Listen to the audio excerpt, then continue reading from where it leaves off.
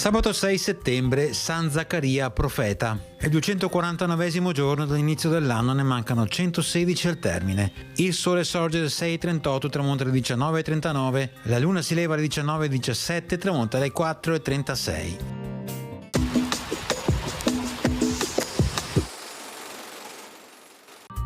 La flotta veneziana, comandata dal doge Pietro Orseolo II, arriva davanti il porto di Bari, dove i bizantini sono assediati dai saraceni fin dal mese di aprile. I veneziani forzano il blocco, riforniscono la città stremata dalla fame e dopo una battaglia di 3 giorni al largo del porto costringono i saraceni alla fuga.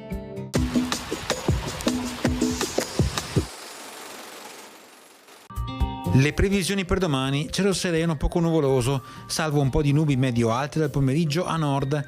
Per le temperature minime aumenti al più contenuti sulle zone montane e pedemontane, temperature massime in leggero aumento.